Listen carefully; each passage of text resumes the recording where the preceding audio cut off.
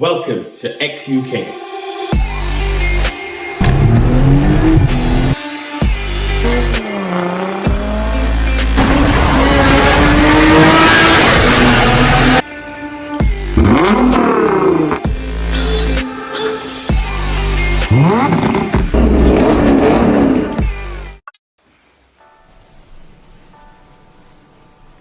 Good morning everyone. I'm just denibbing a diffuser that I've painted for a customer. We've started using a new lacquer. It was kindly sent to us by ProXL, if I've got that right. Let me just show you what they sent us. It's ProXL, so they sent us an information pack giving all the technical data, the information on the top coat, the lacquer itself, another product range that they do in an aerosol, some primers, and that's the lacquer we've just used. Now, obviously it's been sent to us to review. I wouldn't be just giving the lacquer brownie points just for the sake of them sending me something free. I've had a lot of experience with lacquer in the last 6 months. I've been trying to use different companies, lacquer clear coat. I've used U-Paul, I've used a Spanish brand, Robello, supposed to be shit up. I think it's shit, personally. I've tried, this one is the medium clear coat, and then I've used a high solid clear coat. And the problem I had with Robello was very difficult to sand down and machine polish. This stuff here is absolutely amazing. When I was applying it, I realised that I didn't have to use much material. I gave this particular part here a dry coat and let that dry for 10 minutes, 15 minutes. And then I went heavy and did a wet coat. Now what you have to remember is when you use a new product, you need to learn the product. But I used the same method that I use with the other lacquers that I'm used to. And this came out absolutely amazing. The finish is just wet. The depth and thickness of the lacquer is amazing. Now, most of my lacquers I had 10% thinner, but this one I didn't add no thinner. So I guess that's probably why it's a bit thicker. But normally I do 3 to 4 coats on a part. This part I just did 2 coats. And now what I'm doing now is I'm denibbing. So wherever there's little imperfections with dust landing on the part whilst it was drying, I'm just denibbing that. And now when I machine polish it, I'll find out how well the part machine polishes and how quick the shine comes back. Because if you come closer when you machine polish, when you sand down, when you wet sand, you're kind of damaging the lacquer just to get an even surface. So the main test here now is when I get a buffer on here, a machine polisher, I'm going to see how quick this comes back to its former glory. See how quick it becomes nice and shiny. And on the other lacquers, because they're not high solids, most of them are medium solids. What that means is it stays a bit softer for longer, which is, there's pros and cons to it. But it allows you to machine polish it very well when it's a medium solid. This is a high solid. This is going to be a good test because when this dries it becomes rock hard.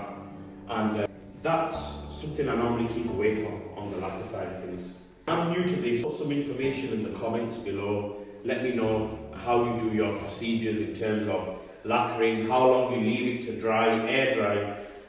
Parts like this I can't use infrared lamps, which we normally use to dry out the lacquer a lot quicker because it kind of changes the shape of the fiberglass, so we stay away from the infrared lamps when drying top coat or paint on a fiberglass part. So anyway, this has been painted yesterday around 5 PM and now it's around 11 AM in the morning and I'm touching it and there's no fingerprints being left in it, so that's a good thing. In terms of air dry, just by leaving it overnight, I can come and carry on the next morning. Some of the other lacquers, because they're medium solid, I need to leave sometimes for 48 hours because when I'm touching it, it's sticky and it's leaving fingerprints. So I'm just going to go on to carrying on sanding these little nibs down, and then once that's done, I'll do a quick machine polish and tell you how it fits.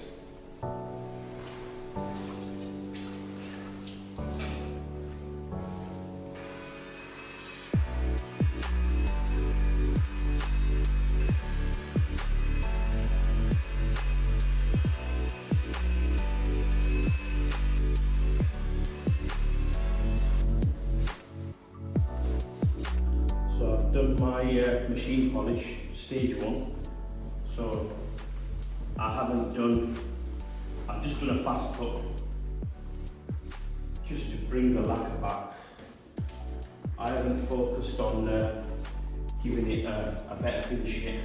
I just wanted to see how well the lacquer would cut when buffing, when machine polishing, and my results so far are very good.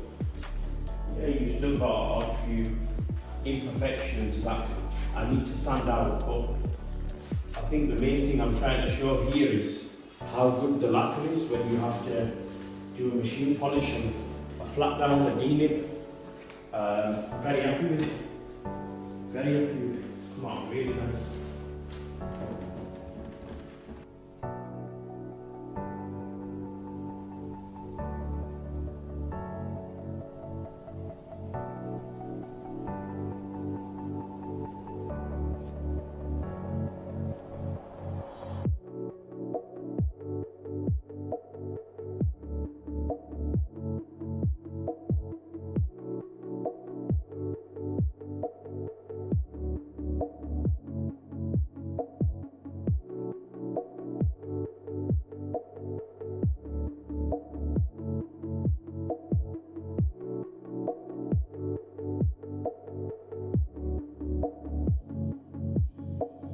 This is another spoiler that we painted for a customer with Express 405 ProXL, and again I believe I had the infrared lamps on this lacquer for 25 minutes.